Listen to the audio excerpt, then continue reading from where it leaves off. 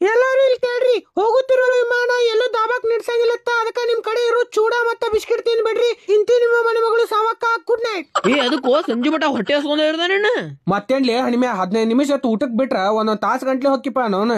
ದೋಸ್ತ 15 ನಿಮಿಷದಾಗ ನಂದು ಊಟ ಮುಗಿದಿತ್ತು. ಆದ್ರೆ ಏನ್ ಮಾಡ್ಲಿ, ನನಗ್ ದಟ್ಟ ಸಂಡಾಸ್ ಒಂದು ಬತ್ಲ, ಅಲ್ಲೇ ಟೈಮ್ ಹೋಗ್ಬಿಡ್ತಿ ನೋಡು. ಈ ಸಲ ಹಂಗೇನ್ ಆಗಂಗಿಲ್ಲ, ಹೊಡಿ ನೀ ದಾಬಾಕ. ಇನ್ನೇನೇನ್ ಹೇಳಾಕ್ ಹೋಗ್ಬೇಡ ತಮ್ಮ, ಮ್ಯಾಲಿನ ಅಧಿಕಾರಿ ನನಗ್ ಬೈದಾನ.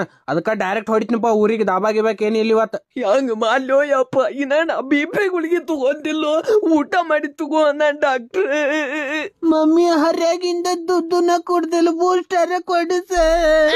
ಏನ್ ಮಾಡ್ಲಿ ಹೇಳಪ್ಪ ಈಗ.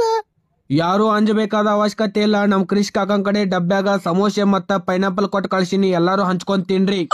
ಆ ಬಣ್ಣನ ತಾಜಿ ಗರಂ ಸಮೋಸಿ, ಆ ಪೈನಾಪಲ್ ಕಾಕ ಆಂಟಿ ಮಾಮ ಚಾಚಾ ಎಲ್ಲಾರು ಬರ್ರಿ, ಪಟ್ ತಗೋರಿ, ಕಾಲ್ಯಾಗ ಹೊಕ್ಕ ಮತ್ತ ಬ್ಯಾರೆ ವಿಮಾನ